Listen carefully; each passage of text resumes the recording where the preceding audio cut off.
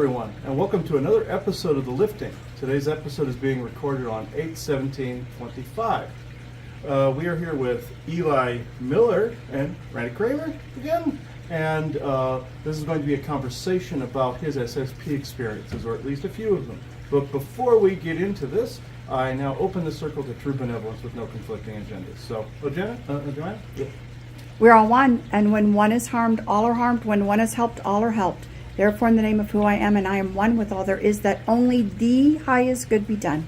We pray for you, your friends, your family, your loved ones, to let healing energies in. Let them love you, let them nourish you, and let them bring you to your highest good. We ask for benevolence now to please come in with no conflicting agenda so that we may have this conversation in great understanding. And we ask for malevolent or mischievous type beings to be swept away so that we may have this conversation in peace. And with great blessings that we always send your way, we say, so be it. And so be it. So, Eli, why don't you give them like a bit of your backstory when it comes to this, maybe a specific SSP event that stands out for you. Okay. Well, with the backstory, I think it's a family thing. My grandfather worked on the Manhattan Project, which was the nuclear bombs dropped in World War II. After that, he worked on. We think that he was recruited into reverse engineering lots of things after that. So I think it's a family connection as to why I was taken. But one of my earliest SSP memories is being taken and being trained in the mall that I hear a lot of people are trained in. And what we were doing is we were doing a lot of combat exercises, and they were just testing the kids to see what their abilities are and who was good and who wasn't. I remember being on a team that kept on losing over and over again. Like they were all going to be, released and not looked into any further. But I remember going up to one of the instructors and saying, I think I can do better if I was by myself. And he said, sure, let's see what you can do. So we had, my old team go. They didn't tell anybody that I was off by myself. And then I remember hiding in the roof of the mall, like between the roof and the ceiling, and you could go from store to store all over the mall, climbing inside the roof. And I remember popping out behind these guys, behind the enemy team, and getting a few of them before they got me. But that got me noticed by them. And since then, they put me in a lot of solo programs where I was off doing things by myself a lot. I remember a lot of, just sitting and doing things by myself a lot. Well, that's great. And again, in your personal life now, you've been more of a lone wolf. Yes, yeah. And I think I always remember, that's one of my earliest memories, is saying, I think I could do better specifically. I think I could do better if I was by myself. Because I feel like that marks the moment of my life where everything turned, where they took control, I guess. And then since then, I feel like, over in the programs, I was kept isolated. And even here in this life I really enjoy solitude and being by myself. It not at first, but I grew into it, and I really, I don't want to say it's not easy for me to be around other people, but it's not easy to be around normal people. I'll put it that way. When you have a shirt that says "I hate people," that tends to be a clue. But it is an interesting thing that you brought up, and we spoke about a little bit more earlier, with the fact that it's like once they realize that you were more effective, and again, I hate to say it, more effective for them and their purposes of using you as a lone person, then the dynamics changed where you were then almost pruned to be an isolated individual. Instead of saying, I'm amongst a group of people, amongst a group of friends or whatever, and I go out and do these isolated missions, they made you... the whole life was isolated. I remember specifically training with other people in the programs, and then halfway through a 20-mile hike or whatever, they would come and pick me up. So the other kids would be like, that guy doesn't have to do it. And then I remember I wasn't able to sit with other people during lunch. I was just really excluded from other people, and they really made everybody not my friends. Yeah, so there was a lot of just me being by myself. I remember the missions they would put me on. Like the first mission I remember is I was still a little kid, and I had to distract a guy so he wouldn't make an appointment. Like this guy had to go somewhere, and I was sent there to distract him so he wouldn't make it in time and he'd miss something. And I remember a lot of missions like that where I'd be dropped into place and I'd have to wait for an event to happen.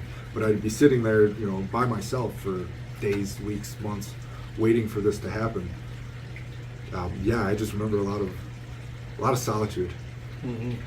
Yeah, a couple of mine were like that too, where it was more to discredit or to discourage somebody from like inventing something or making a meeting or something like that. And I had the mall ones as well, where we were in a smoky mall and we had it was a full combat zone, things of that nature. So some of mine were very similar. We had run parallel lines. Yeah, it was that mall that once I heard other people describing it, and I saw somebody put a picture of it online, and I was like, that was the moment. I was like, oh, okay, this is all real. This is all. And everyone kind of needs that moment where they're like, I am crazy. I am like crazy town. What in the world? I feel sort of normal, but I'm crazy town. And then something happens where it tips the scales that you're like, oh my God, this was really real. Yeah. Like I've had Oh, my I want to memories for a interject while. on that, if I may. A very, very dear friend of mine who was a psychiatrist who passed away many years ago from Lou Gehrig's disease. I don't know why they always get the good ones, but it's sidestep. Right about the time that I was fully aware that either something really traumatizing had occurred or I was a payday bar with lots of nuts and I needed to kind of get to the bottom of that. So he was one of the first people that I could say, all right, look, I'm honestly not sure what to do with this because either I have bad PTSD or I'm crazier than a loony bird and I'd really like to get to the bottom of it. And the first thing he said, which I was very encouraged by, he said, that's actually a really good sign that you're questioning whether you might be crazy. He said, so first thing you want to know is that people who question whether they're crazy usually aren't, because crazy people are all in. And you don't have to, they don't sit there and question it. They're just like, I'm all in on this. And so if your first steps are like, am I nuts? It's actually a really healthy step. Yeah. The next thing he did, which I would also encourage anybody to do, because he's a psych doc, he's got a copy of the DSM-4. It was the 4 at the time. This was that many years ago. And he said, well, why don't you crack open the DSM-4 and let's start going through the symptomology of the different conditions. So we started at schizophrenia, bipolar disorder, schizoaffective. We went through all the personality disorders and all the schizorders. And it was, for any of you who don't know, you have to have a certain number of 2 or 3 major symptoms and then usually 5 or more of the minor symptoms to qualify for a condition. So it was like, yeah, no. Yeah, no. Yeah, no. So it was, and there's always crossing of symptoms. So like, certain number of those symptoms are going to be on 20 other, conditions. It's about matching up this very specific set of conditions. So we went through all of the mental ones, and it was no. And then we got to PTSD, and I checked 18 out of 19 boxes. So he was like, well, you just self-diagnosed yourself. You don't have to ask me anymore now. So actually encourage, if you think you're nuts, pop out the DSM-5. Give yourself a little diagnostic. Ask yourself some questions. And be honest with yourself, because there are overlapping mental health conditions with people who have real experiences that, I'm just going to be honest with you, need to be treated before you're going to be able to sort any of that other stuff, or you're just going to go down a horrible, horrible spiral. And way too many people come to me who are still in those conditions. So you might want to just be honest and give yourself an assessment so that you know what you're dealing with. And then you might just find out, oh, no, I'm just really traumatized and I'm not crazy. But asking yourself the question is actually a really healthy step. Mm-hmm. If you're not ever asking yourself that question, that's a red flag. If you've never asked yourself the question, could I be crazy? That's a red flag. Well, we've all questioned the brain tumor at some point. Yeah, so, yeah, exactly. It was a big part of my life where I was like, please just diagnose me. Right. Like, it would make so much more sense if I was crazy. Yeah, because most people, like, if that's really true, I'll live with that. But wanting to get to the bottom of it is more important than feeling like you know the answer Just asking those internal questions is actually really healthy psychologically. Anyway, there, I'm done. There's my interjection. So, how old were you when you started to have these like memory breakthroughs? Okay, I would have the memories when they brought me back. So I would get taken, and then I don't remember remembering the memories. I remember waking up as a child and thinking, I just got back from a mall, or I was gone for a long time. And I remember really looking forward to when they would take me, like really looking forward to it. I remember one time they were bringing me back, and I was just crying, a little 12-year-old crying and screaming because I didn't want to go back. Like, it was horrible here, and I wanted to stay over there. And I remember this lady like consoling me, like, you have to. You really don't have a choice. Everything's going to be fine. Right. Like, you have an important future, but you have to do this. Like, you have to experience both. And so, as a child, did you try to tell your parents? Yes, I remember. Yeah, I remember going to my mom because I remember growing up in a second house. Like, I remember having 2 childhoods with 2 separate parents, or 4 different parents, 2 sets of parents. And I remember when I was little, I'd always go to my mom and be like, "Hey, did we ever, have the slide in the backyard? Or was I ever in a house with a window that looked like this?" And she'd be like, No, we never did any of that, never. And I just remember thinking, it's so weird because I have these memories. Like, they're there. This stuff happened to me. I remember it, but my parents are telling me it never happened. So I would put it in the back of my head. And People misconstrue these for like past life memories a lot of time because it happened either in a body transfer type situation or some kind of mind control situation. So it's like people think that it's past life, and they're like, "Oh, it couldn't have been me because it feels like it's distant." Of course, because it's detached. So yeah, of course it's going to feel that way. 9 times out of 10 with SS peers, it's going to feel like it's detached. And if you start to get something back, you see it from a third-person perspective in your own head. Yeah. Did you ever have that part? yeah, seeing it from a third-person perspective. Yeah, I do remember my past life though. I was a little girl that died in a tornado. Like, I remember that. I remember the death scene specifically, like getting sucked up, not being able to breathe because all the oxygen's just getting ripped out of your lungs, and then falling. And I remember I left my body right before I hit the ground. Oh, And yeah. I would always, again with that, I would ask my parents, like, were we ever in a tornado? No, that never happened. I specifically remember like holding on to my dad's hand as I'm getting ripped out of the That sucks. the cellar or whatever. That was a bad one. Yeah. Yeah. I heard Isaac say, "We're not in Kansas anymore, Dorothy." Funny, that's what I Funny was thing thinking, is, but I didn't I want to remember say it out loud. it was Okay. like potato I go farmer filter days, like myself back in the again. day. And I told one of my friends, and she looked up, like, any missing children ever die in a tornado back in the day, and there was one, a little blonde girl, and she's like, I found a picture of this girl. He's looking at it like, Boom. maybe, maybe that might be it. I don't know. I can't say for sure, but yeah, I've had those memories for as long as I can remember. What Past life. now? Experiences with your SSP? Did you have a scattering of good and bad memories? I know a lot of people conjure up a lot of the horror show stuff, but did you have anything positive that took place? I feel like my experience, because I would be put in a place to wait for an event to happen, was a lot of just sitting around and not having to do combat, and not having to, and because I was by myself, I didn't have to deal with anybody else. Like, eventually, I remember the first mission I had where I had to distract the guy, I failed that, and I had gotten in a lot of trouble for that. But eventually they learned to trust me so that they could just drop me somewhere and I could do whatever I wanted until, the event happened or whatnot. But on the other hand, I also do remember, like, combat training was, in order to be an effective soldier, you have to get rid of the fear of death. So we're going Yep. to kill you in every single way bunch possible. of times until you're not afraid. 'Cause you're like, well, let's see, I've been stabbed, shot, burned, blown up. What have you done? Everything. Then at some point, once everything's been done, you're like, someone's like, Yeah, I've been shot before. What you got for me? But, Sometimes I'll be watching a movie and somebody will die in the movie, and I'm like, I know exactly how that feels. right. Sometimes you're like, oh, that's a good death scene. That's Yeah, exactly yeah. how that goes. Yup, Good that's job, how it dude. would happen. Yup. That's exactly how I died that time. Yeah, Mhm. for real. Over and over again, like in a repetitious loop, I heard Isaac say, "But you forgot Shark Attack."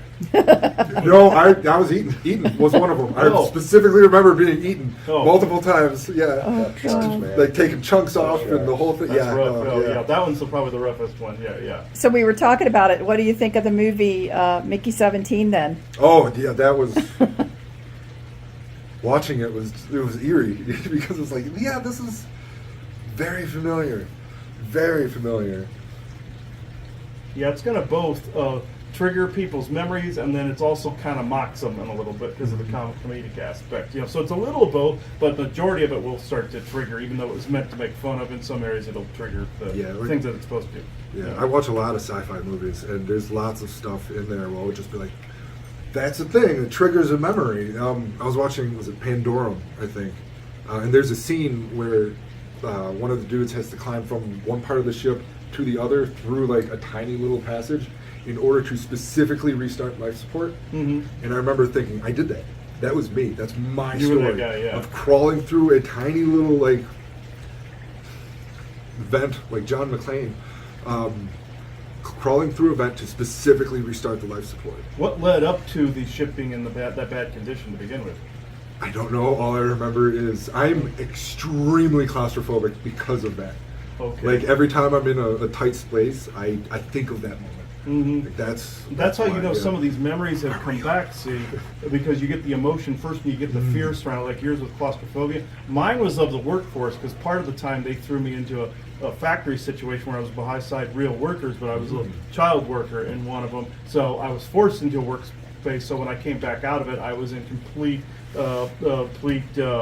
mental basket case when it came to working a job. So yeah, that's actually that's a validation right there, because you have claustrophobic type of emotion surrounding it, because that is you remembering that exact incident even before you remembered the incident itself. Your subconscious dredged up the emotion, and that's memory too. Yeah, and even like little things. Like I remember jacking up my car one day to change a tire, and just the concept of the jack. I feel like when we would get like somebody else's craft, I vaguely feel like you can't. It's different material, so the seats they would put in there would be like like jacked pressure to stay where they are. And I just remember like sitting on like a giant car jack, but it had a seat attached to it, and that's what they would use in like the shuttles. Because like their materials wouldn't combine with extraterrestrial materials, or I don't know. That one's pretty vague. Yeah, like But there's I remember factories that build things for those spaceships too, like the corporation that threw me into that situation. That was a factory that was building parts for some of the SSB spaceships, and so it sounds like you were in that type of a similar type of dynamic there. Yeah. So do you remember how in your memories, what's the oldest of you that you remember being in one of them? How old were you? And you're like, don't have memories Old afterwards. was I? Yeah, like I remember things up to being 20. I remember things up to being 30, 40. I'm still getting taken. I remember So- doing things like a month but ago. So okay, Yeah. so you're still being utilized. You Yes. feel? Yeah, I'm getting. They do that. Yeah, recently it's been a lot of like I'm on a committee for something, like lots of board meetings, and just sitting around like writing papers, and that's recently. Yeah, just like executive work. It's really weird. It's bizarre because it's not. I don't know. It's a complete shift from what I used to do. So now I'm like telling other people what to do, and I remember a memory in an office on the moon. Yeah, that was interesting. I was there for a while. Oh yeah, they have a lot of offices up there. Like there's at least 3 different military branches that I counted up there that had offices up there, and several aliens, but Martian, German too. But yeah, that's very interesting. Where I've had these weird memories where I'm just performing some menial task like that and going, "What is this? This is weird." That's how you know you really have something, is because you're getting getting the little boring details. Like I told Tony Rodriguez one time, I said the most mundane detail speaks the greatest volumes. And Sometimes it yeah, really does. yeah, this is like when we were describing how a toilet functioned on Mars. He goes, "I want to know where you took a poop." I'm like, "Okay, we described the toilet." He's like, "Okay, you have my attention." So Right, it's right. like so that is what some of the most boring details are some of the most important, because usually the ones that have these other outlandish things and don't have any of the filler in between. The filler is actually more important than the bigger stuff because of saying that that's more of a legitimate experience. Yeah, I have a very mundane, specific memory of a red wagon or a red tricycle that kept on making me angry because I was like, the mission was I had to again go to a place and wait for an event to happen. But I remember staying there for a while, and I was in like an apartment, and outside by the dumpster there was a red tricycle with the broken wheel, and the garbage men would never pick it up, and it just made me angry. Like, it's clearly broken. It's right next to the. I got to stare at this thing every time I look out my window. It's just garbage sitting there, and it made me angry. And I specifically remember like just getting angry. This damn red wagon, the red tricycle, and it was, yeah, no, like you said, the mundane things. Mhm. Like that's. I think because you Basically knew a all I child was no remember. longer. I feel like you knew a child was no longer using it. Like something happened to the child, and you were picking up on that, and it made you angry, Yeah. kind of thing. You know, exactly. It's also like, just clean your neighborhood, man. It's right next to the dumpster. Obviously, it's garbage. Just take it. But I also feel like I couldn't go and move it because if I interfere with anything in this world, like, I'd get in trouble, I guess. I don't know. I can't interact with things I'm not supposed to. Yeah. Oh, okay. Like you had like your own little set of orders, your own directives, and you couldn't interact with That's for everything mission else. parameters. If you're sent somewhere to do something Yes. specific, don't fucking mess with time. You stay in Don't your fucking room mess with until time, you're you Don't allowed mess with to leave. objects. Yeah. Don't mess with people. Oh yeah, the don't- time core guys love to give you. If you mess with time, it could erase everything from existence, which isn't necessarily true, but they want to scare the shit They're out of you overdramatic. to never fuck with time. They're overdramatic. Then they're gonna have to spend time unraveling the shit that you fucking shouldn't have touched. Yeah. Yeah, they have Yeah. to So recalculate. that's a everything. leftover That's, from that. yeah, the basic gist that they told me when I messed up that first mission. Touch some shit you shouldn't have touched. And then they had to recalculate it and remerge the timelines and then do all this Yeah, I got egghead a lot crap. of You trouble know, for it's that. like It's a pain in the ass that they have to do all day long, but they don't want to have more work to do. Mm-hmm. They're So. lazy. So yeah, from what I understand. I remember the punishment for that though is they put me in like what I can only describe is the loading program of the Matrix, where it's just white everywhere. There's Sure, yeah. nothing, and they put me in there for a very long amount of time. That sounds like that. And then they got angry at me because I just started meditating and was able to pass time like that. So they just kept on adding time and Oh. adding time and adding time, and I'm like, whatever.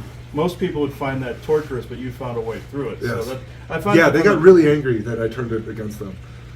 They don't like none of those from Time Core to the rest of them. They don't like it when you can turn it on them like that. They mirror back at them. They hate it. Yeah, that's a variable they can't seem to codify in their brain for whatever reason. Did you have anything? Only one. No. Since you seem to have, you're still being utilized, you're still having experiences, but you're still remembering them quite quickly afterwards, or bits and pieces It's of usually them. like they'll take me and I'll remember when I wake up.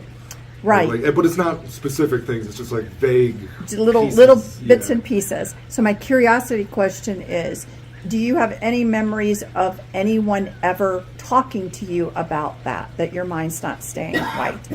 Did anyone ever say anything to you Well, they about kept it? trying over and over again and it just wasn't taking. You know? It's an interesting thing that it's constantly happening, and to me, and that you're still being utilized.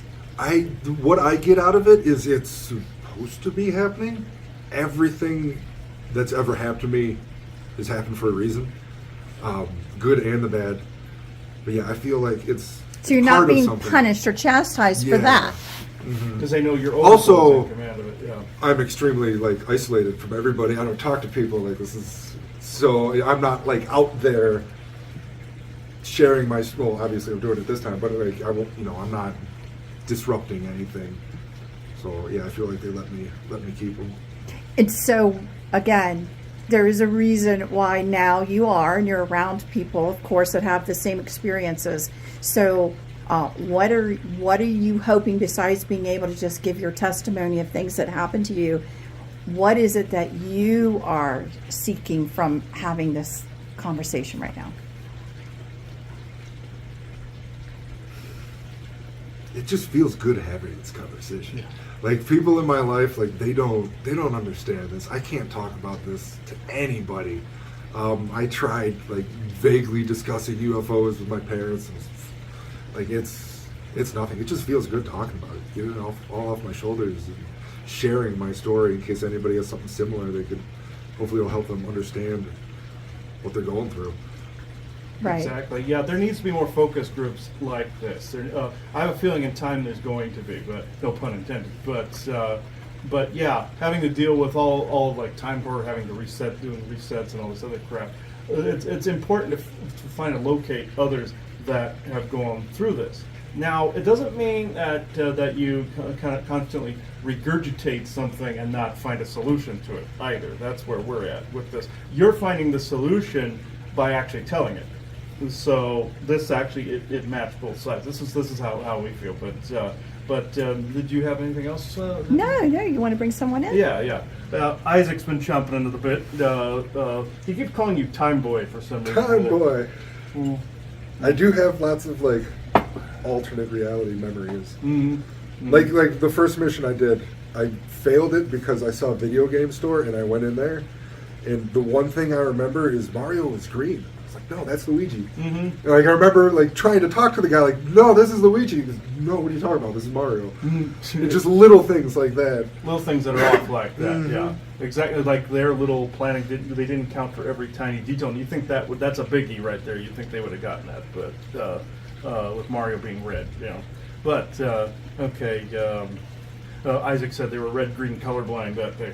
But, okay, okay, Isaac, let's not hang out on the periphery like a creeper. Come on. Okay, so, ooh, hang on, we got another thing off this way.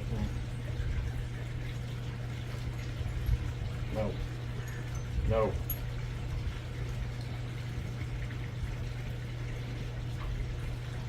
Okay. There was I had to put a big mirror up and get rid of something that was trying something off that way. They don't like the fact this conversation's being had. So, Isaac, make it quick. Let's see.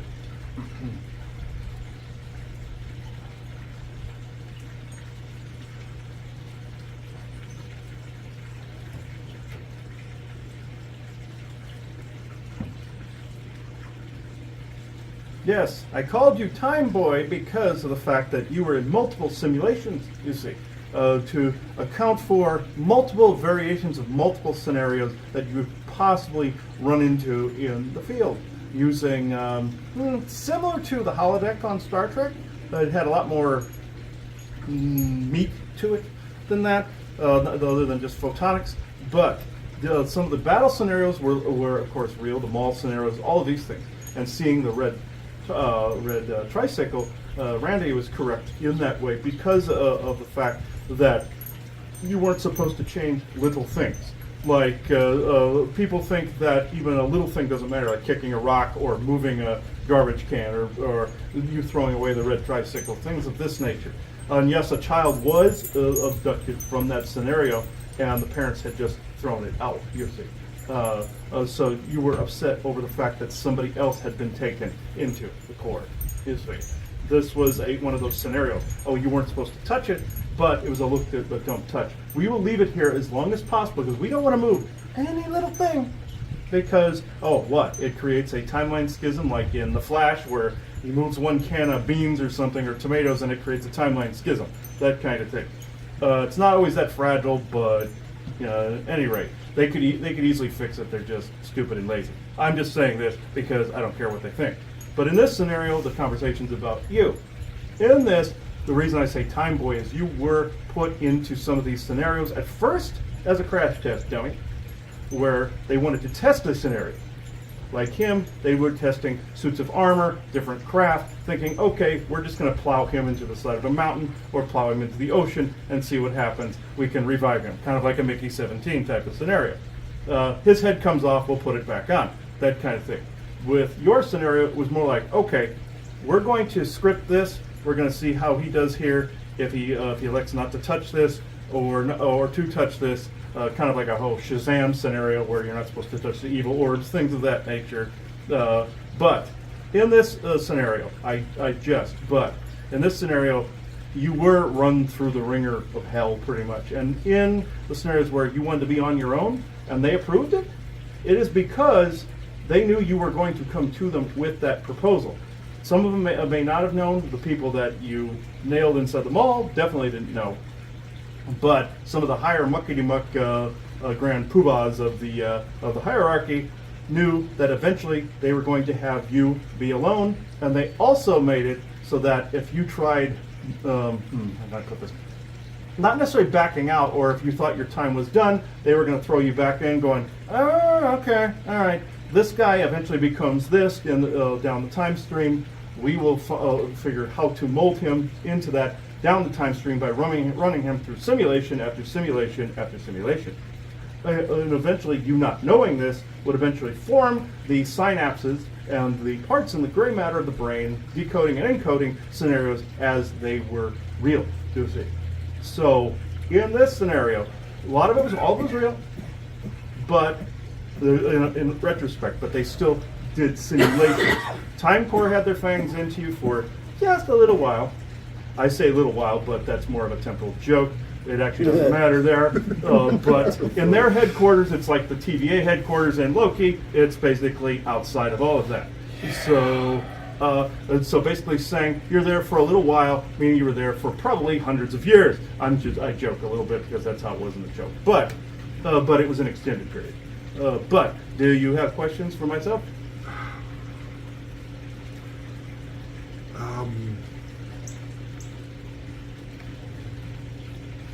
I'm completely blanking on every question I've ever thought of right now. Because there's interference that we've been having to push. So why don't we tie the bow? Can you tell him a little bit more about his genealogy, his father, and maybe how long have people in his family line been pulled into this? Yes. From before your father, they were scanning your genome for possible usage in something. This could go back thousands of years, you see. And people like to call this a lineage curse or ancestral curse, which they're not wrong. But sometimes with ancestral curses, you just want to get rid of traits that no longer serve in the moment. That's the generality. The specific in this is they were choosing traits that would best suit them, and they scanned the timeline backwards. Well, you say backwards, but it's all relative, no pun intended. Where you would choose a specific line that would fit a specific need, or if it was a mix, you had somebody do an eclectic bunch of crap, if you really had to. But generally, warriors, well, in past lives also would also get put into some kind of soldier program, things of this nature. Yours was chosen based on a mean average of what not only your ancestry did, but they were able to scan some of your past lives as well with a temporal. They call it the chronometer or the chronovisor type of thing. That's more the generality. There's other specific names for it, but they scan a frequency, and then they scan a frequency going through time, and they're like, okay, this looks good to us. We'll mean average this and use it. Some aliens showed them how to do this by also turning their blood, amino acids, and everything from the chemicals into ones and zeros to view on a screen. So. This is some of the couple of the gray species show them this crap. But with you, your lineage then was manicured to more of an extent to be of use to them later on down the line. Say, for instance, you had your mother and father that eventually had you. Well, not your father, that's impossible. It's your mother that had you. But in this, the two were brought together for that exact reason, to combine those genomes into what became you. One could argue Spirit does this too, of course, but you have these calculating eggheads at Time Core and a couple other places, those that shall not be named, in this instance, the Voldemorts of the program. But with this, and they look like him too. But anyway, with this, they brought you into this. This was not on accident. They can say all they want. They're like, oh, he chose to do this, he chose to do that, he chose to be a lone wolf, he chose to do this. No. It was they would consider it a form of predestination. And basically, oh, you're going to serve this purpose for this long. Their calculations are so far off when it comes to this they will get irked if anything goes outside of it. So with you declaring your sovereignty by coming out in the open, doing the opposite of what that original training was, is actually a very beneficial thing because you step outside of that preset stamp or program. Now, if you go back thousands of years, there were ETs that stamped different souls, different lineages, things of that nature, and a incarnation grid. But in your specific one, this was more some creepy creeper with a set of binoculars looking at the family lineage with a microscope and saying, okay, these particular genomes coming together will provide us with the particular traits that we need at this particular time. Hence, ta-da, you. Not to say that you had no free will in this, your oversoul decided to step in to start to make changes in these areas. And this is what ticks off people like Time Corp, because they think they have to clean up all this mess that they started. So they feel, oh, it's not in order with our viewpoint of creation. Therefore, if it steps outside of this, it's crap. Like in your Loki series, it's clipping and pruning of the timeline, you see. So that was a little over dramatic, but you get the point. They're pretty picky about that shit. Yeah, extremely picky about that. And they will even throw people off course in their lives, make their lives go down into the dumpster and into the sewer, just to make a point of how certain people and certain lineage and certain timelines and certain people do not matter. And they will basically tell you that you do not matter by making your life go into a spiral if you do not go by those calculations. It's quite sickening, actually. But I basically said the Voldemorts of the industry out there. You, on the other hand, are not as worthless as they proclaim. I know they can hear me as I'm speaking now. So I say to you now, you actually coming out in the open is the best thing right now that could possibly happen. I'm not saying forced out in the open. You are doing it out of your own willpower. So if you had any doubts before today, now you do not, because I have said it to you. Yeah, I appreciate you saying that, because this is not easy for me. Like, my entire life has been, it's like going against everything I'm programmed for. You know, feel like I should be in a basement somewhere right now. You will. Yeah. Yes. Look at the gesture. Choose free will. Yes. The olive branch of free will. And if any of these eggheads out there try to extend some kind of olive branch, you saying, oh, your life will get better, just go back in that basement. No, not at all. It's a lie. No, not at all. Not at all. You've hatched from the egg, and you're now out in the open under the sun, and they are quite peeved about that. Let's just put it that way. Not much they can do about it if a whole branch timeline keeps hurtling forward. That not a damn thing they can pretty much do about it without screwing a lot of other things up. So they just let it ride after a while, and that's let's think about it this way. Think about the most anal retentive person that you could possibly imagine.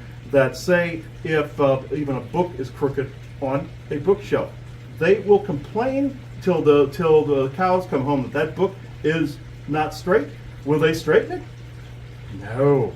Not without basically ordering a bunch of other people to go over there and straighten it. But if you make it crooked, they're not going to go over and straighten it. They're going to try to nudge you to go straighten it. So they're lazy as hell. So my point is, fuss with them as much as possible. Go up to a bookshelf and just make all the books upside down, sideways. Do whatever the hell you want. That's the best thing you can do, and that's exactly what you're doing. So let me ask one question that came up when we were speaking earlier so that you can get the answer to this. So one of the things that we've said is very, very common for people is it seems like the family members around, when you're trying as a child or someone or even older to say, you know, I'm into this, I'm trying to do this, and it's like this film goes over them where you don't even realize, hello, are you there anymore? Where are they staring into? They don't participate. They may change the subject, the family member, just having no one there to engage in your life with you. Yes, exactly. He would call them muggles, but no. My old term is, people call them normies. Muggles, these are just people that have not broken through the shell yet, have not had the proper, how can I put this without sounding arrogant, they didn't have the experiential data to go off of. or they have been wiped to the extent or suppressed to the extent that they're the complete opposite of how they started and pre-programmed. That's the whole Mao V2K nonsense. So, and this, what it boils down to is susceptibility and non-susceptibility. They want people that are not susceptible, so therefore it's keep your friends close and keep your enemies closer. They don't want people that could completely screw their world up. So they get all the good good genes, let's just say, over here, and what they consider to be crap is over here. That's more controllable. So a lot of just variables, unneeded variables over here. And is every soul on this big ass mission? No, not this huge, big, divine, whatever. That's a big misconception. Are there things like, you could say fate and destiny, people like to call it that. It's just more or less you're doing what you came in to do. Now, is another person coming in what they came in to do? Yeah, and it may seem mundane and stupid, or it may seem like it's nothing. There's just some that have not come in with this gigantic purpose. That's why you have this schism. You have this schism between what people consider awake, not awake, muggle, and magical person. You have this perception. But also the proof is in the pudding sometimes when you just can't get rid of the stupid controlled people coming at you. But the more you label these things, the more you co-create this, the more that schism gets wider. But it is not blamed if you want to punch a few of them out from time to time. But also, you saying you hate people on your shirt, it is completely understandable because of the fact that you don't want to run into some of these more susceptible characters or unsavory characters, you see, or just plain ones that, they might be a parent, a family member, and it's just like the family in Harry Potter where they were all creeped out by his presence when they found out he was magical. That kind of like unhinged reaction. This, of course, yeah, you want to avoid, but you are put into these scenarios for a reason to actually begin the process of this opening up. You understand? Yeah. All right. Any further questions for myself? I do have one. Yeah. I don't know if you can answer this, but I'm going to ask anyways. Deep in my core, I feel like I still have, like, the purpose I'm here on this planet for has not happened yet. I'm getting lots of a big feeling that I'm going to be very important after disclosure. So my question is, would you be able to tell me why? Or have any idea? Though some of this falls under, if I tell you, it won't happen, type like Endgame kind of thing. Yeah, But, I do understand that. But one thing I will say, there's a lot of people in your position where they feel like they must do this during this. But of course, there's a co-created factors. They are geared to the, how can I put this? The more, not reconstruction, but more of a constructionary period later on down the road. They are actually here to aid in this process. They're, since having lived through some ungodly shit back there, they are best suited to bring about a reconstruction of society. You see. So this is what you are picking up. So on. now that some is of what the I'm picking up current on, actually, present, yeah. think about some of the things that you were saying about some of your current present experiences and where you were and what you were doing. Would that not be a team that was planning a reconstruction, potentially? Mm-hmm. Remember, Yes. you were talking the bits and pieces that you were remembering just Yeah. right now from current Training events. you for certain scenarios, simulations, things of this type of flavoring. Let's just say, like what you were also saying, Randy, that time where you had a bunch of scenarios that were on the table and the reconstruction periods afterwards. These people like himself are picking up on these very same scenarios. You see, this is where I'm at. Did you have anything else for myself? I'm good for now. Yeah, maybe. Okay. Just any words to end this recording. Again, we always like to focus on the healing side, healing. Mm-hmm. I think it sounds like for you the biggest part of this was just getting it out and acceptance. Yeah, no, I do feel a lot better after Right. talking about it. Breaking the mold, Yes. breaking the Right. mold. They make the mold, you break it, and then you present it back to them on a silver platter and basically say, ta-da. So That is the biggest middle finger you could actually give them, because they are anal, they're into calculations, the galore. They do not want anything outside what they have calculated, so therefore you making the exact opposite of that calculation by basically breaking that mold and shoving it back in their face and periodically up their ass, then that you'll have basically smited them pretty much in this way. And I suggest that to anybody in an abduction scenario. Basically waste as much of the abductor's time as possible. They are on a rigid timetable of when they can do something. Be the biggest pain in the ass toddler personality that you can. Yeah, right. And, so true. and just nail them and just flail around like an idiot. They have a little window of time to do things. If they break that window, they are in trouble. So if you do that, you want to buck the system enough times. That is the way to do it. If you have a paramilitary group or even an ET group you don't want in that house, you let them know in a big, loud, boisterous way. Because be the biggest pain in the ass you know how to be. If I could give a message to a situation like this, it is that. Well, thank you. Thank you. Right here. Childish in all ways in that scenario. That messes with them and fucks with them bigger than you think it will. So, I thank everybody for listening to this day. So, goodbye. He acts like he knows you, though. That's the thing. Really? Yeah, he acts like he knows you. I feel it was like on board a ship in passing, because he was in a lot of these different scenarios. So, like, he would bump shoulders. Yeah, he said it wasn't really like an interpersonal type of thing, like with you, Randy. It wasn't like an interpersonal type of thing. It was more like I met you in passing. Type of thing. Yeah. You would have known him. He has big, bright red hair like a wishing troll. He would have stood out. So if you have a memory coming back of some guy with poofy hair, that's him. So like one of those troll dolls. So that's him. Just with bright red, flame red hair like an Irishman. So yeah. I don't know if anybody has anything further to add before we close this out. Anything you want to tell our audience? Maybe? I just want to say thank you for giving me this opportunity Of course. to express myself. Yeah. Never thought I'd be in this situation, so I really appreciate it. Thank you. Randy? You? I'm good. Okay. All right. So thank you everybody for watching this episode of The Lifting. And now at this moment in time, I now close this circle within true benevolence and no conflicting agendas as of this moment in time. So thank you everybody. Bye-bye now. All right, Really? Mama. Here's your drag is love, drag is life brunch monologue. Served hot with a side of sass, hollandaise, and questionable choices. Struts onto stage in a gown that looks like a sequined mimosa glass, with a feather boa the size of an entire omelette station.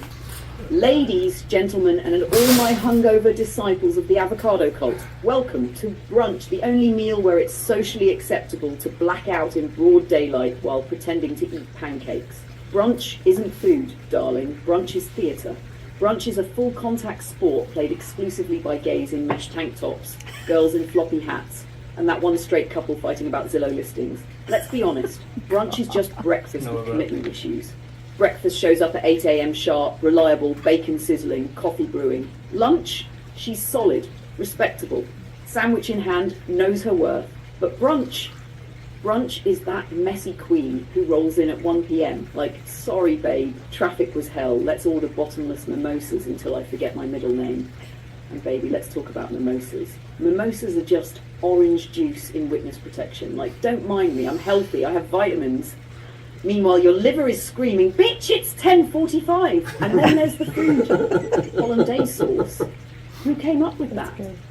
It looks like battery acid, but tastes like melted sunshine. And avocado toast.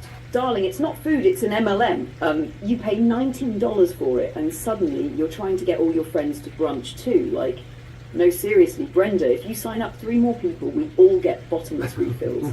But my favourite part? Watching people at brunch who say, I don't really drink. Baby, it's brunch. You came in sober, you're leaving with sunglasses indoors, crying over a waffle, texting your ex, and humming along to Lizzo like she's your spirit guide. Final note, brunch is just church for people who gave up on Jesus but still believe in carbs. The hymns are slurred, the gospel is Beyonce, and the communion wine comes with pulp. So raise your glass, darlings. Praise be to pancakes, hallelujah for hash browns, and can I get an amen for questionable choices? blasts glitter confetti from a mimosa glass cannon while the DJ drops Beyonce's Drunk in Love. Want me to punch this up even further into a full stage routine with call and response lines for the audience. That way you'll have them shouting questionable choices right along with you by the second round of mimosas. You just won't stop. But That's great. anyway, just like roast. I was like, we just came back from brunch. Roast brunch. That's great.